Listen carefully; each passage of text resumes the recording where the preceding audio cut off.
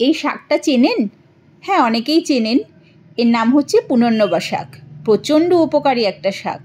আমি ছোটোবেলায় বলতাম পূর্ণিমা শাক। এই শাকটা আগে কিন্তু মাঠে ঘাটে রাস্তায় দেখতাম হয়ে থাকতো, বেশ পুরো রাস্তার উপর ছড়িয়ে হয়ে থাকতো, অনেকটা মাকড়সার মতন। আর এর কাণ্ডগুলো লাল লাল, তাই বলা হয় লাল মাকড়সা গাছ। তো সেই দিন অনেক দিন পরে দেখলাম এই শাক বিক্রি হচ্ছে, আমিও একাটি নিয়ে আসলাম। তো এর মাথাগুলো শুধু একদম ডগাগুলো ভেঙে নিয়ে ধুয়ে কুচিয়ে নিয়েছি। আর এটা রান্না করার জন্য নিয়েছি 2টো পেঁয়াজ, একটু বেশি করে রসুন, পাকা লঙ্কা আমি 4টে নিয়েছি, আর নিয়েছি মিষ্টি আলু।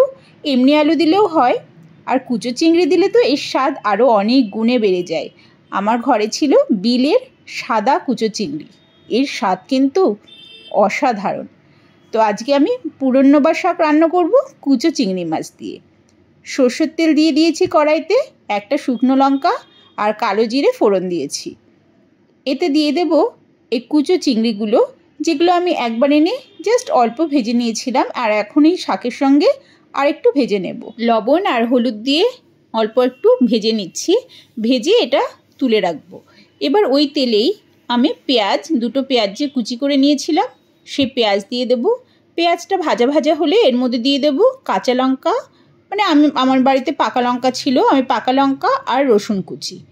এটাও একটু ভাজা ভাজা হবে, তখন এর মধ্যে দিয়ে দেব আলুগুলো। আলু কিন্তু আমি বেশ মিহি করে কুচিয়ে নিয়েছি। এতে দিয়ে দেব আবার লবণ আর হলুদ দিয়ে এটা বেশ একটু ভাজা ভাজা করে নেব। আলুটা একটু ভাজা ভাজা হয়ে যাবে মশলার সঙ্গে। ভাজা ভাজা হয়ে গেলে এর সঙ্গে দিয়ে দেব জল। আমি 1 কাপ জল দিয়েছিলাম। এই জলটা যখন ফুটে উঠেছে তখন এর মধ্যে দিয়ে দেব কুচিয়ে রাখা শাকটা। জলটা আগে দিলে শাকটা খুব ভালো কিন্তু সেদ্ধ হয়, আর পুরো একদম ভাজা ভাজাও হয়ে থাকবে না, চেয়েও থাকবে না, আর বেশ নরম হয়। এবার জল অনেকটা শুকিয়ে এসছে যখন, তখন দিয়ে দিয়েছি ভাজা চিংড়ি। এবার বেশ ভালো করে মিশিয়ে নিয়ে ঢাকা দিয়ে রাখবো। ঢাকা দিয়ে যখন জল একদম কমে যাবে তখন দিয়েছি একদম সামান্য চিনি, জাস্ট টেস্টটাকে ব্যালেন্স করার জন্য।